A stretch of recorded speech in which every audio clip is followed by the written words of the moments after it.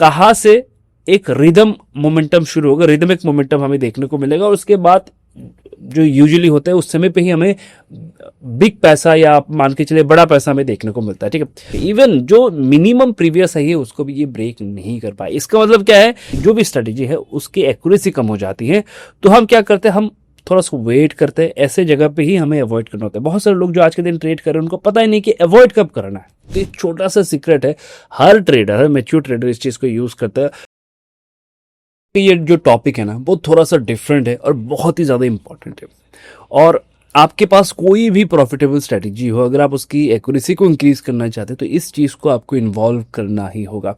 Trading में हम क्या करते हैं, हम सेटअप को ढूंढते हैं, सेटअप के अकॉर्डिंग ट्रेड करते हैं, मार्केट के डायरेक्शन को आइडेंटिफाई करते हैं। लेकिन मार्केट का जो मोमेंटम है वो डिपेंड करते हैं मार्केट के एनवायरनमेंट के ऊपर कि एनवायरनमेंट क्या है। ठीक है, तो उस चीज़ को हम चार्ट से कैसे आइडेंटिफाई करते हैं। अब ये चीज़ इंडियन मार्केट में भी काम करता है, कैसे करते हैं मैं आपको बताऊंगा। ये चीज़ क्रिप्टो में भी काम करता है, फॉरेक्स में भी काम करता है। ठीक है, अब इसके लिए हम क्या करते हैं, जैसे कि अभी करंट मार्केट का मैं आपको सिचुएशन बताता हूँ और हाल फिलहाल में क्या हो रहा था मैं आपको वो बताता हूँ। ठीक है, आप सारे मोमेंटम को देखिएगा। ठीक है, पूरे मोमेंटम को अगर आप देखेंगे ना तो आप ये रियलाइज करेंगे कि आपकी जो सेटअप है या आप जिस सेटअप पे भी काम कर रहे हैं उसके एक्यूरेसी को आप कैसे इंक्रीज कर सकते हो। जब आपको इस टॉपिक के बारे में पता होता है तो आप अपने रिस्क रिवॉर्ड को भी कंट्रोल कर सकते हैं। ठीक है, तो सबसे पहले मैंने चार्ट जो ओपन किया है वो बिटकॉइन को ओपन किया। ठीक है, तो सबसे पहले मैं आपको दिखाता हूँ कि बिटकॉइन में लास्ट कुछ समय से एक अच्छा मोमेंटम था ऊपर के साइड में। ठीक है, अगर मैं बात करूँ यहाँ से, अगर आप देखेंगे तो 3 अगस्त से यहाँ से एक मोमेंटम शुरू हुआ। अगर आप देखेंगे 3 अगस्त से ये मोमेंटम कंटिन्यूअस ऊपर के साइड में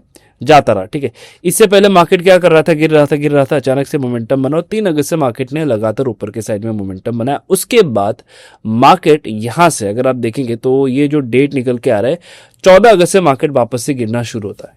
बिटकॉइन की मैं बात करूँ। ठीक है, अब चलिए मैं अदर कॉइन की बात करता हूँ। ठीक है, अब अदर जो कॉइन है तो अगर मैं आपको दिखाऊं, इथेरियम में चलते हैं और इथेरियम का डेट देखते हैं। ठीक है, कि किस डेट में इथेरियम क्या कर रहा था। 3 अगस्त में इथेरियम कहाँ पर था, नोटिस करके देखिए। 3 अगस्त यहाँ से इथेरियम में एक मोमेंटम शुरू होता है और इथेरियम जो एक समय पे 3400 के आसपास था वो यहाँ से सीधा जाता है 4800 के आसपास। ठीक है, और यहाँ से मोमेंटम शुरू हुआ, यहाँ से ये कोलैप्स करना शुरू हुआ 14 अगस्त। अगर आप देखेंगे यहाँ से धीरे धीरे करके गिरा, उसके बाद वापस से एक मोमेंटम बना, उसके बाद स्पाइक बना, उसके बाद धीरे धीरे करके वापस नीचे आ रहा है। ठीक है, उसके बाद हम चलते हैं हमारे जो अगला कॉइन है जो है सोलाना, उसमें चलते हैं, उसके मोमेंटम को देखते चलिए।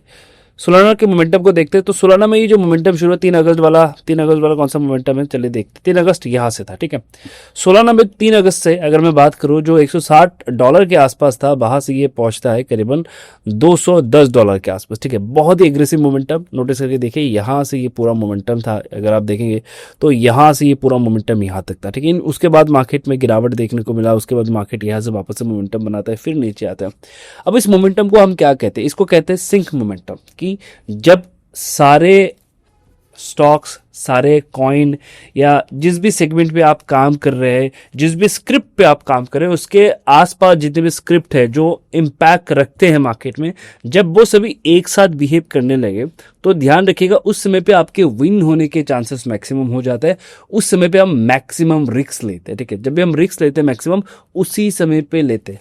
आज के दिन जब मैं ट्रेड कर रहा हूं ना, मैं बहुत कम रिस्क के साथ ट्रेड कर रहा हूं क्रिप्टो में। मैं इसका कारण आपको बताता हूं। ठीक है, तो ये चीज इंडियन मार्केट में लागू होता है। कैसे, मान के चले आप किसी एक सेक्टर में जा रहे हैं, वो मान के चले पेपर सेक्टर हो गया, पेपर सेक्टर में आप जा रहे हैं, आप क्या करते हैं वहां पर जाके देखते हैं कि पेपर सेक्टर के मैक्सिमम स्टॉक कैसे बिहेव कर रहे हैं, उनके स्ट्रक्चर फॉर्मेशन क्या है, उसके बाद आप डिसाइड करते हैं कि ये सेक्टर तैयार है या नहीं, उसमें मोमेंटम आएगा या नहीं। सेम चीज हम क्रिप्टो में अप्लाई करते हैं कि कहां से एक रिदम मोमेंटम शुरू होगा, रिदमिक मोमेंटम हमें देखने को मिलेगा, और उसके बाद जो यूजुअली होता है उस समय पे ही हमें बिग पैसा या आप मान के चले बड़ा पैसा हमें देखने को मिलता है। ठीक है, अब करंट सिचुएशन क्या है, किस वजह से अभी करंटली मैं मार्केट में उतना एग्रेसिवली काम नहीं कर रहा हूं, ध्यान से देखिएगा। ठीक है, अब सोलाना की बात कर लेते हैं। सोलाना यहां से गिरा, जो डेट है अगर आप देखेंगे 25 अगस्त से सोलाना गिरना शुरू हुआ और सोलाना गिरते हुए नीचे आ गया। ठीक है, और उसके बाद यहां से वापस से मोमेंटम बनाता है जो है 26 अगस्त। ठीक है, तो 25 अगस्त से इसने गिरना शुरू किया और 26 अगस्त से वापस से मोमेंटम बनाया और ये अपने टॉप में आ चुका है। ठीक है, अब चलिए मैं बाकी कॉइन को देखता हूं। ठीक है, चलिए बाकी कॉइन के ऊपर देखते हैं। हम चलते इथेरियम पे। 25 और 26 अगस्त में क्या सीन बना वो देखते हैं, ठीक है। 25 अगस्त और 26 अगस्त, ठीक है। तो इसमें अगर मैं बात करूं, ये कौन सा डेट है, ये 25 अगस्त है, गिरा। उसके बाद यहां से 26 अगस्त से वापस से मोमेंटम बना, लेकिन नोटिस करके देखिए सोलाना जो लास्ट मोमेंटम बना रहा था, अगर आप नोटिस करके देखेंगे सोलाना का ये मोमेंटम आप देखिए, सोलाना ने 25 अगस्त में उसने गिरावट दिखाई, 26 अगस्त से उसने वापस से मोमेंटम बनाना शुरू किया, लेकिन इस मोमेंटम ने क्या किया नोटिस करेंगे तो आपको पता चलेगा, इसने प्रीवियस हाई को भी ब्रेक कर लिया।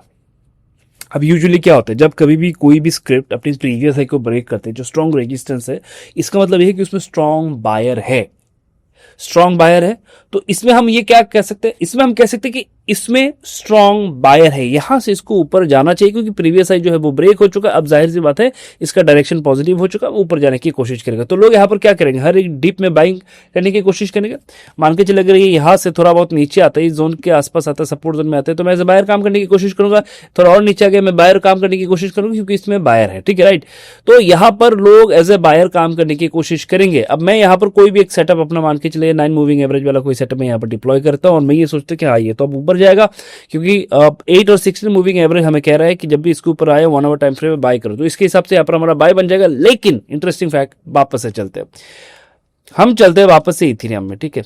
इथेरियम को देखिए, इथेरियम जो गिरा था 25 अगस्त से 26 अगस्त तक, ठीक है, 25 अगस्त से 26 अगस्त तक जो ये गिरा था, नोटिस करके देखिए तो क्या इसने प्रीवियस हाई को ब्रेक किया है। इसका मतलब क्या है कि इसमें सेलर है, वो बायर अभी उतना डोमिनेट नहीं कर पाया मार्केट में कि वो प्रीवियस हाई को ब्रेक कर सके। इवन जो मिनिमम प्रीवियस हाई है उसको भी ये ब्रेक नहीं कर पाया। इसका मतलब क्या है कि अगर मैं शॉर्ट सेल प्लान करूंगा तो मेरे दिमाग में है कि अगर वीक कुछ है आज के दिन मार्केट में, वो कौन है, वो है इथेरियम। इथेरियम आज के दिन मार्केट में वीक है और एक लंबे ट्रेंड को वो मेंटेन करता हो ऊपर आ चुका है। अब हो सकता है कि वो थोड़ा सा इस ट्रेंड को ब्रेक करे, थोड़ा बहुत नीचे आए, फिर 4000 के अराउंड आए, फिर यहां से वापस ऊपर जाए, एनीथिंग कैन पॉसिबल। बट ये जो नीचे आ सकता है इसकी प्रोबेबिलिटी हमें कैसे पता चला, क्योंकि देखो अगर बायर उतना ही स्ट्रांग होता तो जब सोलाना ऊपर जा रहा था तो ये भी ऊपर जाता, प्रीवियस हाई को ब्रेक करता, लेकिन इस बार ये नहीं गया। तो ये बताता है कि देखो पॉजिटिव मोमेंटम जब सोलाना में था, ऐसा हो ही नहीं सकता कि सोलाना ऊपर जाए इथेरियम नीचे आए, दोनों एक ही साथ चलेंगे, राइट। तो सोलाना जब ऊपर जा रहा था इसको भी ऊपर जाना था, लेकिन क्योंकि इसमें सेलर डोमिनेट कर रहा है, ये प्रीवियस हाई को भी ब्रेक नहीं कर पाया, बाहर से नीचे आ रहा। पहला पॉइंट तो यहां पर सिंक नहीं हो रहा, चीजें यहां पर सिंक नहीं हो, ऐसे जगह पे हम रिस्क कम लेते हैं। उसके बाद देखो क्या सीन है, उसके बाद हम बिटकॉइन में चलते हैं कि बिटकॉइन में 25 और 26 में क्या हुआ। बिटकॉइन में चलते हैं, 25 और 26 का मोमेंटम देखते हैं। तो अगर मैं बात करूं 25 वाला मोमेंटम, तो यहां पर अगर मैं बात करूं 25 वाला मोमेंटम 23, ये है हमारा 25 वाला मोमेंटम। देखिए 25 तारीख यहां पर था, गिरा, और ये है 26, उसके बाद इसने मोमेंटम बनाया। अब बिटकॉइन का सीन क्या है, बिटकॉइन ने आज जाके प्रीवियस हाई को थोड़ा बहुत ब्रेक किया, लेकिन 2 दिन से यहां पर ही होल्ड कर रहा था। इसका मतलब मार्केट का अभी जो करंट एनवायरमेंट है वो सिंक नहीं है, वो ये नहीं बता रहा कि नेक्स्ट बिग मोमेंटम किस डायरेक्शन में आ सकता है, वो ये नहीं बता रहा कि अच्छा सभी पॉजिटिव है आप सभी ऊपर जाएंगे, ये नहीं बता रहा।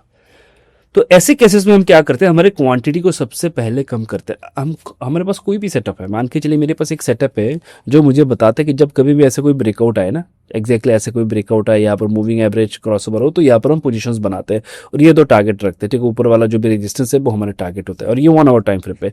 आप कहेंगे कि अच्छा एग्जैक्टली ऐसा है, तो आप इतना कॉन्फिडेंस है कि इस सेटअप पे, तो अगर आप देखेंगे तो ये सेटअप मैंने शेयर भी किया था एग्जैक्टली कल हमने यहाँ पर जो टारगेट लगाया था ना, जो टारगेट हमने डिसाइड किया था कि यहाँ से अगर मोमेंटम आता है इस सेटअप पे तो ये हमें टारगेट देखने को मिलेगा। और अगर आप देखेंगे दोनों टारगेट आ चुके, उसके बाद क्या मोमेंटम मार्केट ने दिखाया, बट अनफॉर्चुनेटली मैं ट्रेड नहीं कर रहा था उस समय पे।